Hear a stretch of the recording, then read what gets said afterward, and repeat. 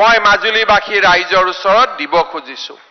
শ্ৰদ্ধাৰ ৰাইজ, মাজুলীৰ বাবে আমি এখন সাংস্কৃতিক বিশ্ববিদ্যালয় নিৰ্মাণৰ প্ৰস্তাৱ লৈছিলো। মই অলপ আগতে ৰণোজ পেগু ডাঙৰীয়াক কৈছো যে মাজুলীৰ সাংস্কৃতিক বিশ্ববিদ্যালয়খনৰ পৰিসৰ আমি ডাঙৰ কৰিব লাগিব। অকল সাংস্কৃতিক বিশ্ববিদ্যালয়ে নকৰি মাজুলীৰ যাতে MA MSc পঢ়িব পৰা প্ৰতিজন ল'ৰা ছোৱালীয়ে ইয়াতে পোষ্ট গ্ৰেজুৱেট কৰিব পাৰে, সেইবাবে আমি মাজুলীৰ সাংস্কৃতিক বিশ্ববিদ্যালয়খনক এখন ৰাজ্যিক বিশ্ববিদ্যালয়লৈ আমি উন্নত কৰিব খুজিছো। সংস্কৃতিও থাকিব, বিজ্ঞানো থাকিব, কলাও থাকিব, যাতে মাজুলীৰ কোনো ল'ৰা ছোৱালীয়ে MA MSc পঢ়িবৰ কাৰণে গুৱাহাটী ডিব্ৰুগড় যাব নালাগে, মাজুলীতে এই শিক্ষা শেষ কৰিব পাৰিব। মই ৰণোজ পেগু ডাঙৰীয়াক অহা এপ্ৰিল মাহত অসম বিধানসভাত যেতিয়া বহিব মাজুলী সাংস্কৃতিক বিশ্ববিদ্যালয়ৰ আইন সংশোধনৰ বাবে পৰামৰ্শ দিম।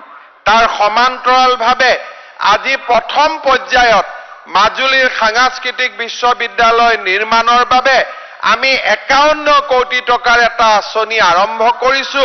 সৰ্বমুঠ মাজুলীৰ সাংস্কৃতিক বিশ্ববিদ্যালয়ৰ বাবে আমি 200 কোটি টকা ব্যয় কৰিম প্ৰথম, দ্বিতীয় আৰু তৃতীয় পৰ্যায়ত।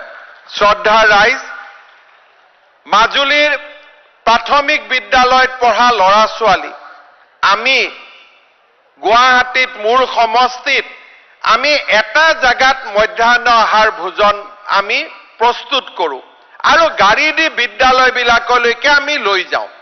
যিসকল ৰান্ধনী বাইদেউ আছে তেওঁলোকে নবনাই, তেওঁলোকে বিতৰণ কৰে, অৰ্থাৎ কাৰো চাকৰি নাযায়।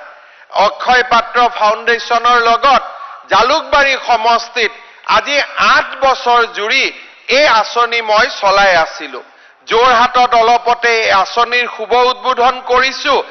আজিৰ পৰা 14 কোটি টকা ব্যয় কৰি আমি অক্ষয় পাত্ৰ ফাউণ্ডেশ্যনৰ জৰিয়তে মাজুলীৰ প্ৰতিখন প্ৰাথমিক বিদ্যালয়লৈ আমি অত্যন্ত সুস্বাদুপূৰ্ণ আমি মিড ডে মিল যোগান ধৰিম। কাৰণ চৰকাৰে দিয়া টকা পইচাৰ উপৰিও ফাউণ্ডেশ্যনে নিজৰ টকা পইচাও ইয়াত লগাই সাধাৰণ চৰকাৰী স্কুলত যদি আমি 4 টকা মিড ডে মিলত খৰচ কৰো, এখেতসকলে 7 টকা খৰচ কৰে।